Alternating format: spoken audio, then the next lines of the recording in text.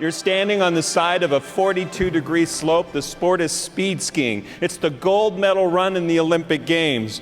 It's at about 100 miles an hour. It starts to get very difficult because the air is pushing the body all around. The skis are going whap, whap, whap, whap, like that. Don't worry, I won't fall off the chair. I'm a professional. Finally, you see that speed trap cross the first beat, cross the second beat. This is the cool part. Stand up. Boom! Blast the air in the chest. Slow down, slow down, slow down. And then it hits you that adrenaline rush. Wow, I want to do that again. Welcome to Dallas.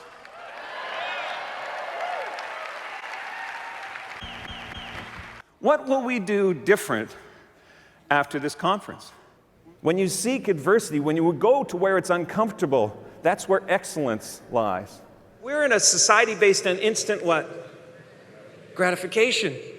And so to stay the course, use something called gold dots. So you got a gold dot, and the idea is to put the gold dot in places where it would just stand out. And it's basically a trigger, not for a goal, not for an affirmation, is an emotional buzz. And the emotional buzz was, I'm the fastest speed skier in Canada, top 10 in the world.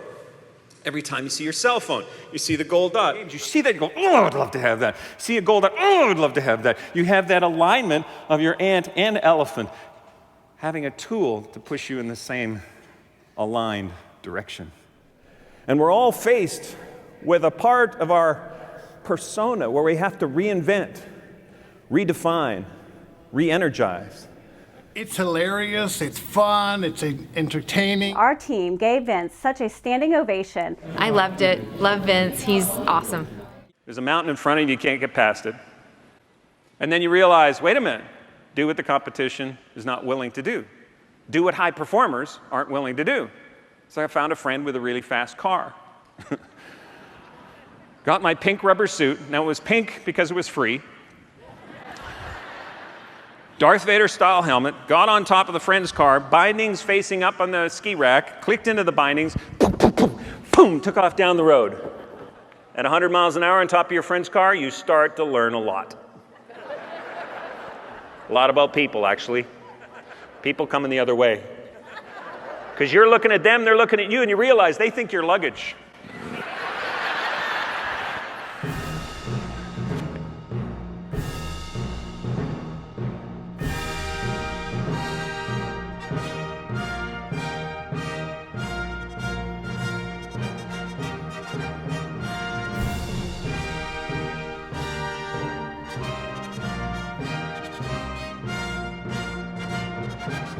Feel the energy in the room, and it completely transformed people's thinking. We got to see some really good stuff. The first guy gets up there, and he's looking at the rope, and then up, and he's looking at that point, and then he looks back at the rope, and he maybe a couple steps, he says, stop!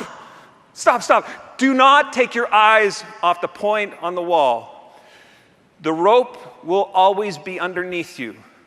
Your feet are always going to be at the end of your legs. Just focus on the point. And 10 minutes, 22 people not only were able to walk the length of the rope by focusing on that point, we figured out how to turn around, look at another point, and walk the other way. Now, did we have a change in skill, ability? No, we had the same skill we had 10 minutes prior. We had a change in focus. So you're staring down the side of this mountain. You want to be the shape of a bullet. I want to be the shape of a bullet. And so, that's right, I'm a bullet, I'm a bullet, I'm a bullet. And then I remember to have what? Fun. Looked at Tom, the French starter, give a nod, and he says, ready, go. That sounded like an angry Bulgarian guy, kind of. Whatever. Now, Tom has a 60-second stopwatch. If it hits 61 seconds, it'll beep, beep, beep, beep, very loud. Tom will stand in front of you and go, you're disqualified, out of the way. Okay. Pick the line, that's right, I'm a bullet, I'm a bullet. Have fun. All right, gave the nod to Tom. He said, ready, go. Just about to leave, and bam, right over here, a guy starts screaming. The guy screaming, his nickname is Pig. You don't know how much of the 60 seconds you'd eaten up, so picked up the skis, slapped on the deck before I knew it was on, talking out loud to myself, Vince, get focused, that's right, I'm a bullet, I'm a bullet, I'm a bullet, I'm a pig, I'm a pig. Then I started to think, well, you are wearing a pink suit. And you know how you give yourself the giggles? I'm thinking, the pig on skis. thinking about this pig thing, laughing away, and all you could hear when people were standing beside the track is, and then remembered where I was. Known I'd blown it. Got to the finish area, and underneath it was flashing new national record. Friends and media running over, and I'm thinking, I was a pig. But the fact is, life happens, doesn't it? We're all gonna hit bumps, folks. Personal bumps, relationship bumps, financial bumps.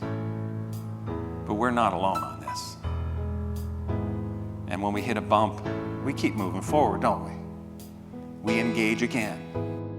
I'd like you to imagine that emotional buzz, that impact you have on families' lives and your own family's life. We can have some low points. There are some of us in this room maybe having the lowest experience of our lives. And know that you persevere. Are we defined by the bumps we hit, or are we defined by how we respond to those bumps? And again, on the count of 3, you ready to commit? 1, 2, 3, commit. Point your skis downhill, get into a tuck. Right there, no, this way. You gotta face downhill. All right, you're picking up speed, 60 miles an hour, 100 miles an hour, 125 miles an hour. And as you're rocketing down this mountain, you're maintaining that tuck. And as you look at that point, you first beam, second beam, boom. The mountain you set out to conquer is now behind you. You look over and see how well you did. But most importantly, you see your family waiting for you.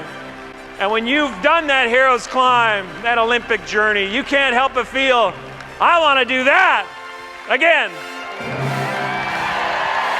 Go.